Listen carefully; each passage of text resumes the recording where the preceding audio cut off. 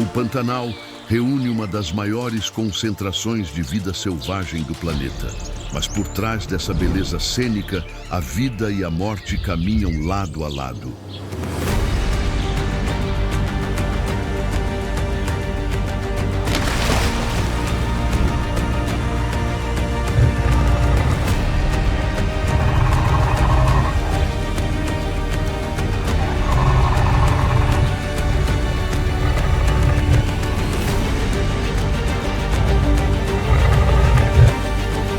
Quem vive aqui cresce ouvindo histórias e sabe que um dia pode virar uma delas.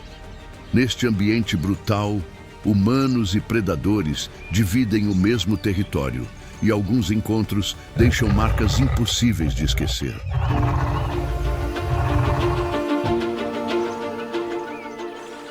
Seis meses de cheia, 6 meses de seca. É esse vai e vem que escreve as regras por aqui. Na cheia, a água espalha a vida por todos os lados. Na seca, ela recua e cada poça, cada lagoa, cada resto de rio vira ponto de encontro obrigatório. Predador e presa lado a lado, sem escolha. É onde a nossa viagem começa.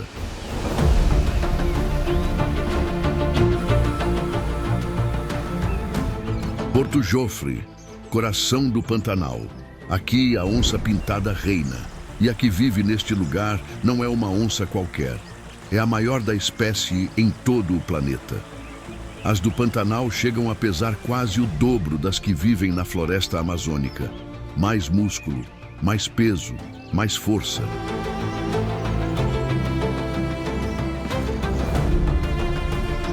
A maioria dos felinos do mundo evita a água, foge dela. Esta faz o contrário. Para a onça do Pantanal, água não é barreira, é vantagem. Ela nada por dezenas de metros, mergulha e cruza rios largos sem hesitar.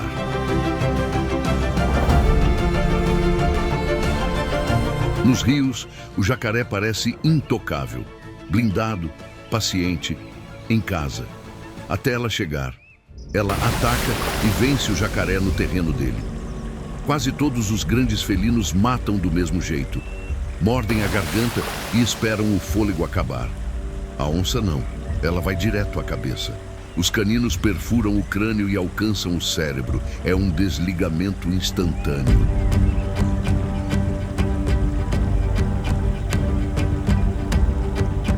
No chão, ela já é letal. Nas árvores fica imprevisível, sobe com facilidade, observa do alto e escolhe o momento. O salto rasga a água num só movimento, rápido demais para qualquer reação.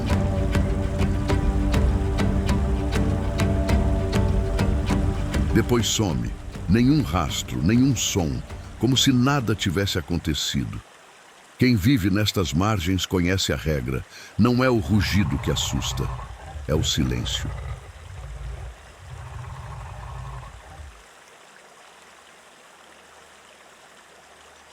A onça vale mais viva que morta. Em Porto Jofre, guias estimam que uma única onça avistada pode gerar mais de R$50 mil para o turismo local. E a região já movimenta milhões de dólares por ano com gente vinda do mundo inteiro só para fotografá-la.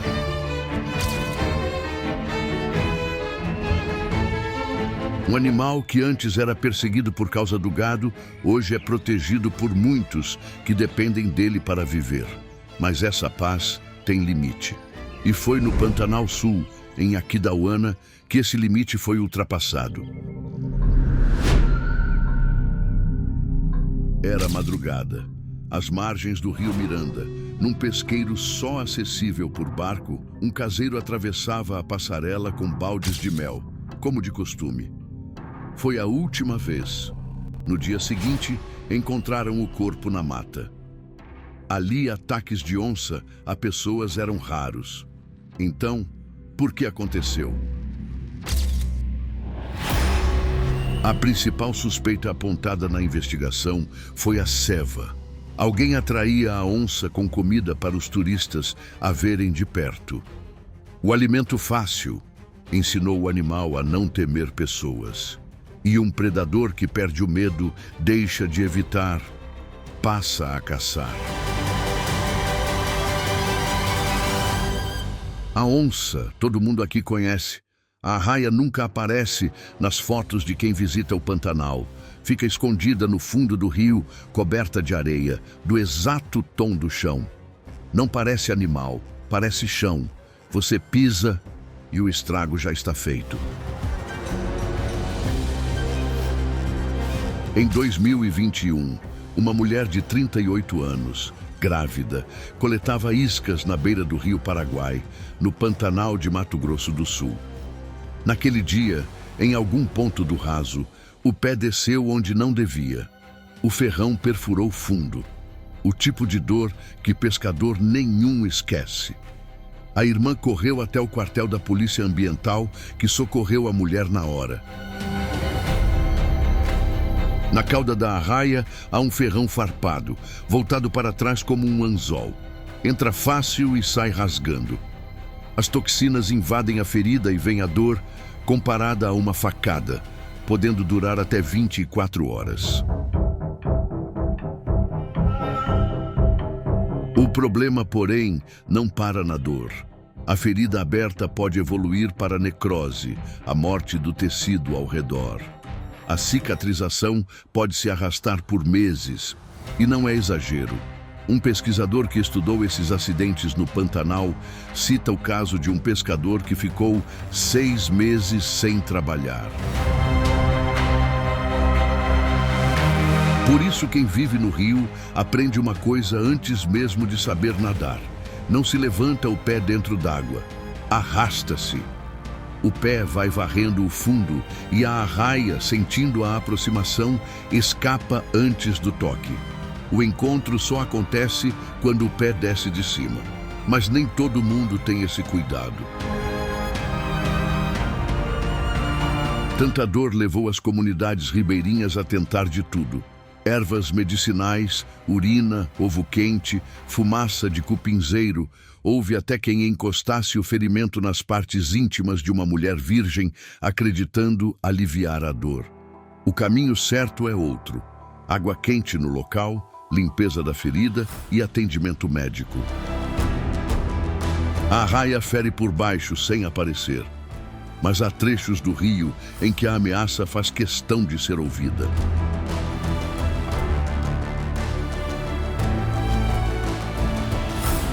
O rio fica em silêncio, até que uma delas grita, outra responde. Em poucos segundos, o invasor descobre que não está diante de um animal, mas de uma família inteira. As ariranhas vivem em grupos de até 15 indivíduos. Juntas, enfrentam jacaré e fazem até a onça pensar 2 vezes.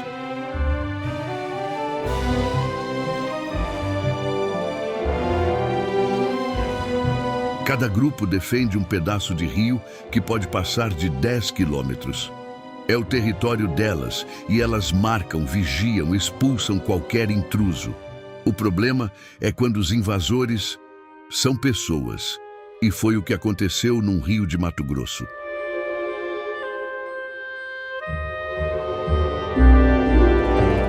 Em 2 semanas, 2 ataques no mesmo trecho de rio. Primeiro, uma criança, mordida várias vezes.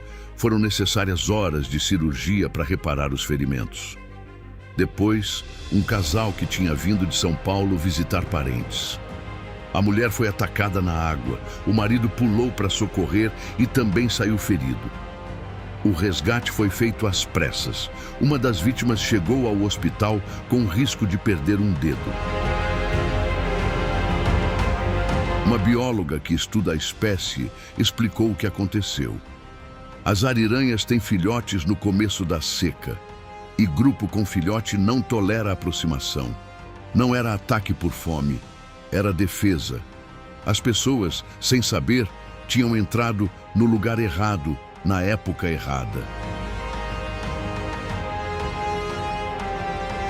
A ariranha avisa antes de atacar. Faz barulho, mostra que está ali, defende as claras. Nessas águas existe um animal que faz diferente.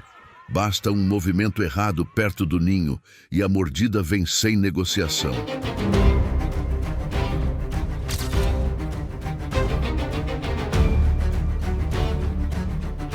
Pergunta para qualquer um o que é uma piranha.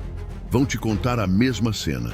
Você entra no rio e o cardume te devora em segundos. Esquece. A piranha ataca, mas ninguém vira esqueleto em segundos. Isso é cinema.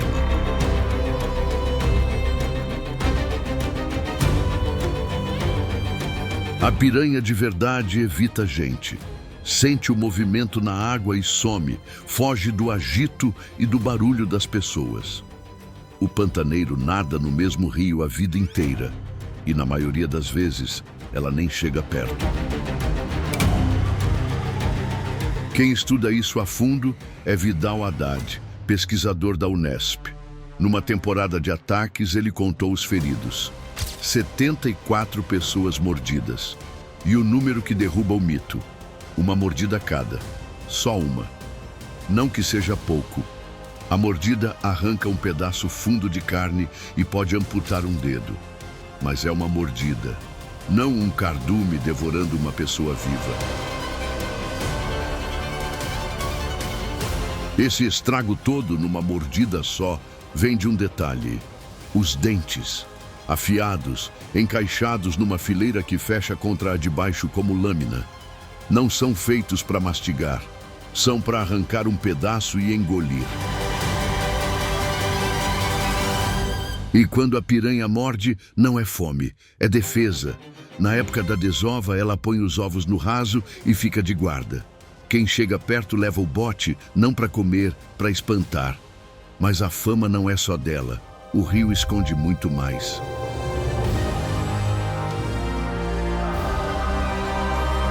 É no fundo dessas águas que vivem os maiores peixes do Pantanal.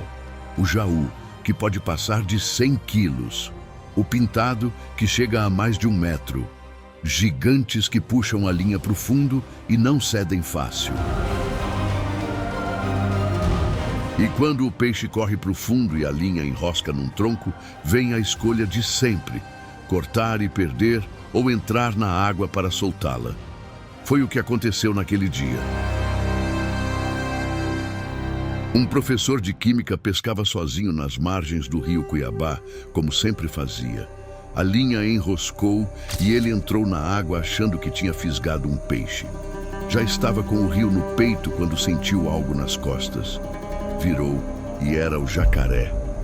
Mordeu a cabeça dele, abocanhou o braço e girou para arrancar pedaço. Ele se soltou e nadou para o barranco. Foram mais de 40 pontos na cabeça e no braço. E a suspeita que ficou é a mais inquietante. Ao puxar a linha enroscada, o anzol pode ter enganchado no próprio jacaré. Ele os tinha visto ali no mesmo dia, mas entrou mesmo assim. Subestimou o perigo. Essa paisagem não fica alagada o ano todo. Quando a estação vira, a água some, o que era rio encolhe até virar um resto de barro. É nesse cenário que eles se amontoam. Dezenas lado a lado, imóveis sob o sol. Tão quietos que a gente para de ver bicho.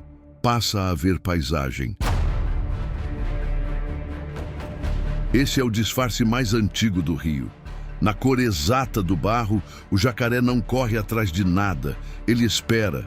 E o que poucos sabem é que esse réptil não vê no homem uma presa. No Pantanal, ele raramente toca numa pessoa. Raramente, até a água sumir. No auge da seca, a margem vira ponto de encontro forçado. É ali que o ribeirinho vem pescar, que o gado vem matar a sede, que o cachorro se aproxima distraído. O animal que antes ignorava a presença humana, agora divide com eles o último pedaço de água. Não foi o jacaré que invadiu o nosso espaço, fomos nós que entramos no dele. O jacaré ensina uma coisa. No Pantanal, o ataque quase nunca vem na hora que você espera, nem do jeito que você imagina. Em terra firme, a ameaça muda de forma. Agora num bicho que você nem chega a ver. Imóvel no chão, da cor das folhas secas, pronto para o bote. No escuro, o pantaneiro caminha sem enxergar o chão, mas, para Jararaca, ele nunca esteve escondido.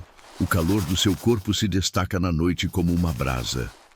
Ele passa a poucos centímetros da cobra, convencido de que o caminho está livre. A Jararaca acompanha cada passo o tempo inteiro.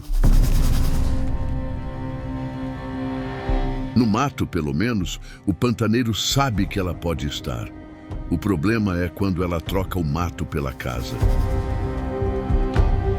Numa fazenda no Pantanal de Mato Grosso do Sul, um trabalhador foi usar o banheiro do lado de fora.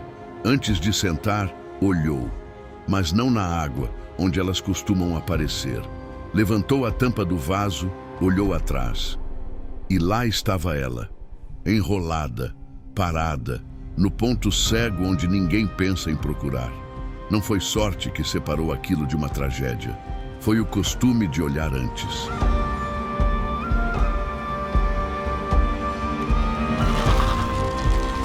A Jararaca não foi atrás de ninguém. Procurava só o que todos procuram na época de seca: um lugar fresco, longe do sol. E às vezes, esse abrigo fica cada vez mais próximo da casa do homem. Ela percebe a presença antes do encontro, sente o calor, acompanha o movimento, espera o instante errado. No Pantanal, tem um outro animal que vive o oposto disso. Enxerga mal, segue o mundo pelo cheiro e, quando é pego de surpresa, reage com tudo.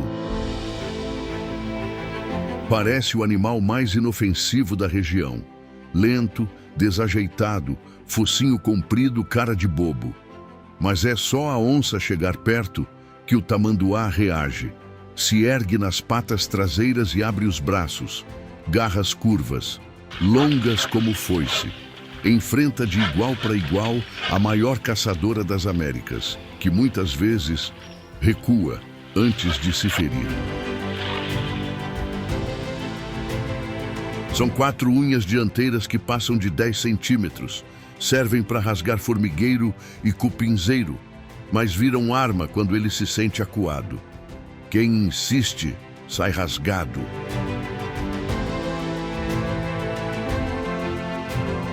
E ele não faz por mal.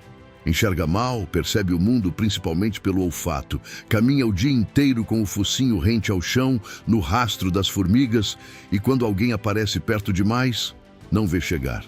Reage no susto.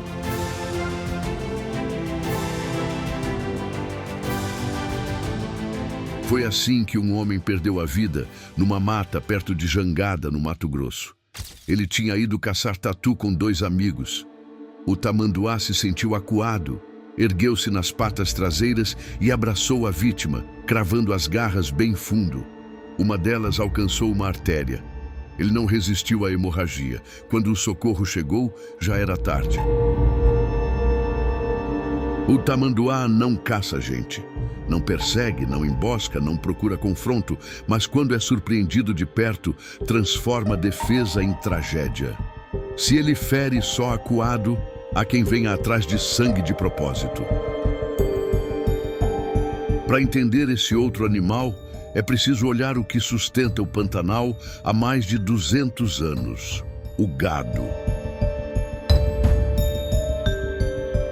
Muito antes do turista, o pantaneiro já criava boi solto no campo, dividindo o pasto com onça, anta e o que mais aparecesse. Diferente de outros lugares, a pecuária não precisou derrubar floresta para nascer. Cresceu numa paisagem que já era naturalmente aberta. E nem todo boi corre da onça. Os peões contam que o tucura, o gado criado no Pantanal, muitas vezes não recua.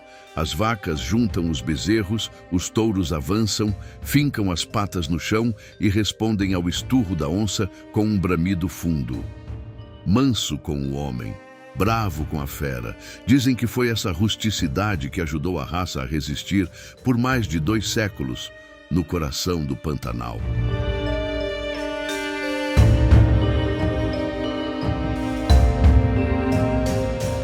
Ainda assim, a onça leva o que pode. Um bezerro é presa fácil, grande, parado, sem para onde correr.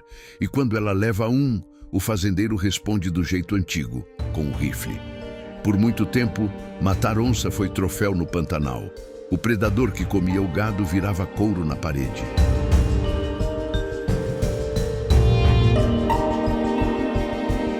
O boi não atrai só a onça. Atrai também algo bem menor que chega calado toda noite, não quer a carne, não quer o couro, quer só o sangue. Enquanto quase todos os predadores perseguem a presa, esse espera ela dormir. O morcego vampiro não é grande, cabe na palma da mão, mas é um dos raríssimos mamíferos do mundo que vive só de uma coisa: o sangue dos outros. Ele pousa longe da vítima e vai chegando a pé, em silêncio, sem pressa. Acha um trecho de pele sem pelo e sente o calor do sangue correndo embaixo. Então abre um corte raso, certeiro, com 2 dentes afiados como lâmina e começa a lamber.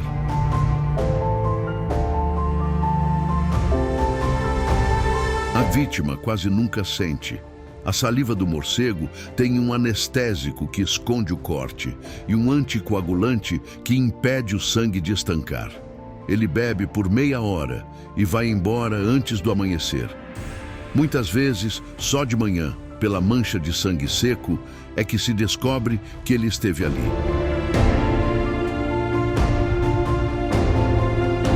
Ele se alimenta de quase tudo que tem sangue quente: gado, cavalo, anta, capivara, porco do mato e, quando possível, até pessoas. O pé para fora da rede, o braço de quem dormiu no relento, o pescador que cochilou na canoa. Qualquer pele exposta serve. E o risco nunca foi o sangue que ele tira. Isso é pouco, não falta para ninguém. O perigo é o que ele deixa. Na saliva pode vir o vírus da raiva, uma doença que, depois dos primeiros sinais, não tem volta. Não importa se é o boi ou o homem, o fim é o mesmo. Por isso, o vaqueiro aprende cedo a olhar o gado de manhã atrás da marca da mordida. O morcego sempre viveu aqui. A fazenda só lhe deu muito mais o que beber. Essas marcas são pequenas, quase invisíveis. No fundo dos rios, os ribeirinhos juram que existe algo grande demais para ser esquecido.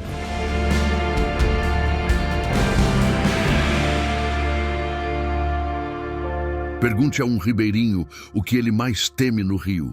Muitos não vão falar do jacaré nem da piranha. Vão falar do que nunca viram por inteiro.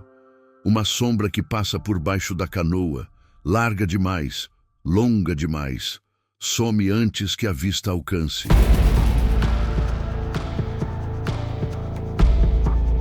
Os mais velhos deram um nome para isso.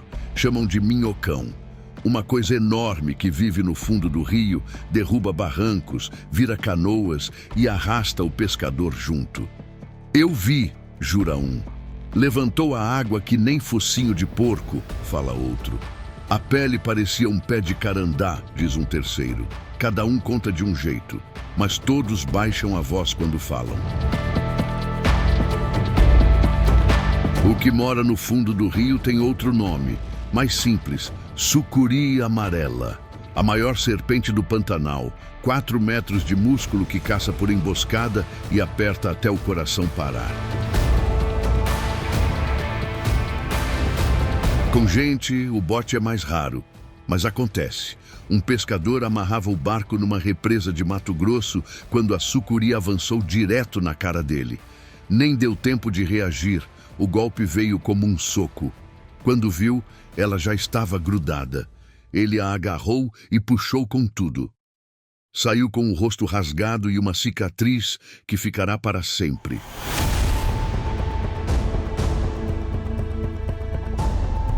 Dizem que o monstro da lenda pode ser ela mesma, a cobra que o tempo e o medo foram aumentando.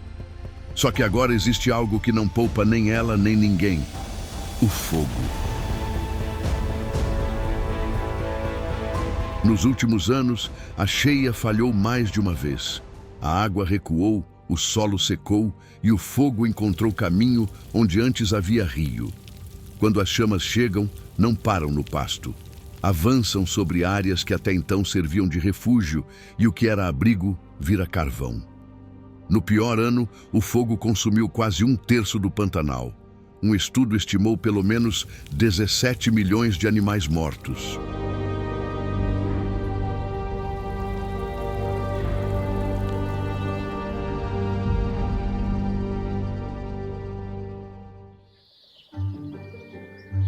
Ainda assim, o Pantanal vive.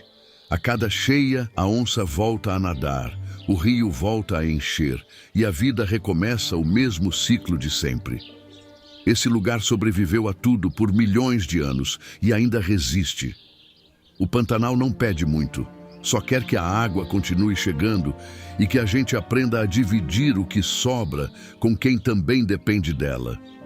Se essa jornada te marcou de alguma forma, considere deixar o like e ajude nosso canal a crescer. Obrigado e boa viagem.